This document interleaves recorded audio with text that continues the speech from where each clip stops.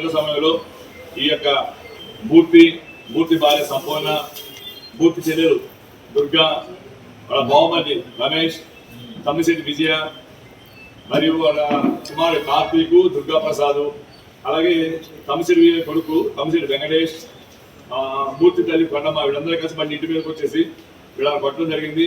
ఆ సమయంలో మూర్తికి సంబంధించిన మూర్తి బావమతి రమేష్, వెంకటేష్ అలియాస్ మాధవి, వెంకటేష్ అలియాస్ మాధవి వీళ్ళందరూ ఏంటంటే పద్మ మీదకి వచ్చేసి పద్మ యొక్క బట్టలు లాగడం చేయించడం జరిగింది.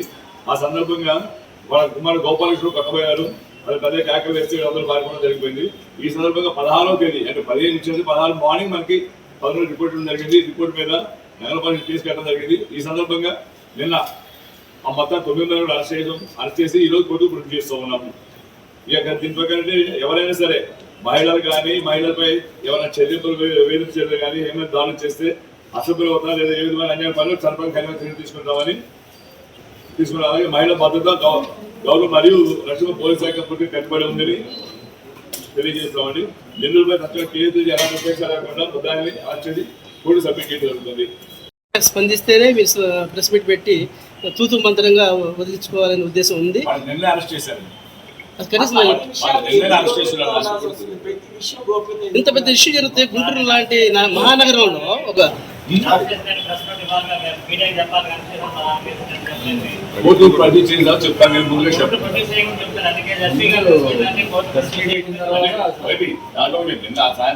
చేస్తున్నాము.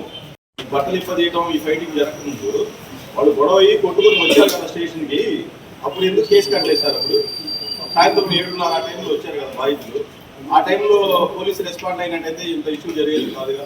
దాంట్లో నాకున్నటువంటి ప్రకారం అయితే ఆ రోజు వేరే ప్రోగ్రామ్ ఉన్నారు, అక్కడ వేరే స్టేషన్ లో వాళ్ళు వచ్చాడు ఉండమని చెప్పారు. వాళ్ళు వెళ్ళకపోవడం జరిగింది. ఇష్యూ జరిగింది బుధవారం కదా, మీరు 15వ తారీఖు అన్నారు. బుధవారం కదా జరిగింది. బుధవారం 15వ తారీఖు జరిగింది. 16వ తారీఖు నిన్న గురువారం కదా. గురువారం చేసింది నిన్న కేసు కట్టింది 16 కదా. అవును, అసలు గొడవ జరిగింది బుధవారం రాత్రి కదా. బుధవారం రాత్రి జరిగింది. రాలేదు మన దగ్గరికి. అంటే వాళ్ళు 9:30కి మీ దగ్గరకు వచ్చారు. సిఐ గారితో కూడా మాట్లాడారు. అప్పుడు కేసు కట్టకుండా 16వ తారీఖు ఎఫ్ఐఆర్ కట్టారు కదా. అది అందుకని దాంట్లో ఒక డీటెయిల్ ఎంక్వైరీ చేసి రిపోర్ట్ సబ్మిట్ చేస్తాం. దాంట్లో యాక్షన్ తీసుకుంటారు. ముఖ్యమంత్రి గారు ఎక్స్ లో పోస్ట్ చేసిన తర్వాత స్పందించిన తర్వాత మీరు ప్రెస్ మీట్ పెడతారా ఏంటి? బాధితులు మామూలు బాధితులు కాదు, విస్తరణ చేయడం అంటే సమాజంలో కేసే కట్టాలి. కేసులు కట్టున్నారు. దీంట్లో లేదు చక్కగా దీంట్లో ఎఫ్ఐఆర్ రాలేకపోయి కేసు కట్టడం జరిగింది. ప్రాజెక్ట్ జరుగుతూ ఉంది. వీరన్నిటికీ ఇందాక ఇది ల్యాబ్స్ ఉంది కాబట్టి దానికి ఎంక్వైరీ చేస్తాం. ఫర్దర్ యాక్షన్ తీసుకుంటాం. ఇప్పుడు ఇందులో సీఏ గారు బలిపశు అయ్యారా? సీఏ గారు బలిపశు అయ్యాడా? బలిపశు అయినట్టున్నాడు. ట్రాన్స్ఫర్ చేశారా? అది నాకు తెలియదు. ఇప్పుడు కష్టపడి ఫర్దర్ యాక్షన్ ఆఫీస్ తీసుకుంటారు. దాంట్లో నేను చెప్పేది కాదు కదా. అది ఎంక్వైరీలో ఆలస్యం అయిందంటారు. ఎంక్వైరీ చేస్తారంటున్నాను. దాంట్లో మీరు చెప్పిన దీని ప్రకారం వెరిఫై చేస్తాము. దాంట్లో ల్యాబ్స్ మీరు రిపోర్ట్ ఇస్తారు. యాక్షన్ తీసుకుంటే మొత్తం యాక్షన్ జరుగుతుంది. వచ్చి డబ్బులు డిమాండ్ చేశారు. డిమాండ్ చేసి నిబంధన లేకుండా దాని మీద ఘర్షణ జరిగింది. ఘర్షణ జరిగిన సందర్భంలో నాగేశ్వరరావు అనే పద్మ వాళ్ళ కొనుగోలు చేసి సర్ది చెప్పి తీసుకెళ్ళిపోయారు. నాగేశ్వరం పంపించి నాగేశ్వరం తీసుకెళ్లారు.